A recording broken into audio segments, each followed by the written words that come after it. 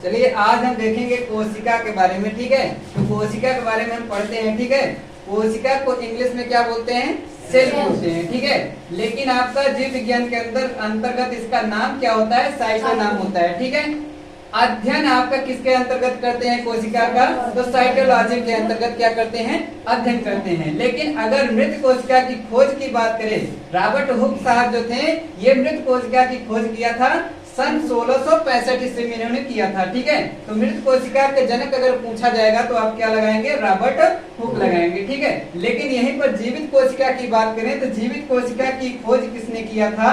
तो लीवेनहॉक ने किया था 1674 ईस्वी में। ठीक है, लेकिन अगर यही कोशिका के सिद्धांत के बारे में पूछ लिया जाए, कोशिका का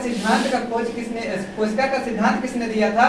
तो एम स्लीडन और टी स्वान ने दिया था। ठीक है, बाकी अगर पूछा जाए कि दुनिया में सबसे छोटी जो कोशिका होती है कौन सी कोशिका होती है? तो माइकोप्लाज्मा होती है। ठीक है, अब बात यहीं पर आ जाए कि दुनिया में सबसे बड़ी कोशिका कौन सी होती है? तो शुतुरमुर्ग का अंडा होता है। ठीक है, लेकिन यहीं पर मानव में अगर बात की जाए तो मानव में सबसे छोटा जो कोशिका होता है शुक्राणु होता है, जिसे हम स्पर्म बोलते हैं। ठीक है, लेकिन अगर यही मानव में बड़ा कोशिका की बात आ जाए तो मादा में होता है। ठीक है, अंडाणु कोशिका होती है। ठीक है, और यहीं पर आगे बात किया जाए तो मानव में लंबी कोशिका जो होती है न्यूरॉन होता है। न्यूरॉन कहाँ होता है? दिमाग में होता है। ठीक है, तेज विभाजन किस कोशिका का होता है? तो आपका लीवर का होता है। लेकिन विभाजन रहित कोशिका कौन सी होती है? न्यूरॉन होती है। न्यूरॉन का विभाजन नहीं हो सकता। ठीक है, न्यूरॉन का विभाजन नहीं होता है। ठीक है, आप देखते हैं इधर कि भाई जिस प्रकार से ईंट हमें क्या करते हैं? घर बनाने के लिए हमें ईंट की आवश्यकता पड़ती है,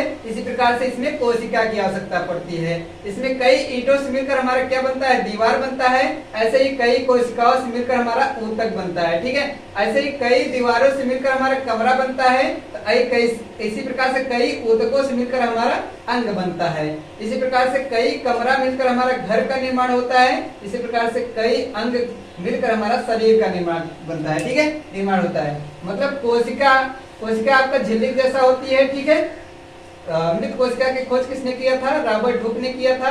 ठीक है, तो कोशिका से कई कोशिकाओं से मिलकर हमारा ऊतक बना, और कई ऊतकों से मिलकर हमारा अंग बना, और कई अंगों से मिलकर हमारा शरीर का निर्माण हुआ। तो सभी को समझ में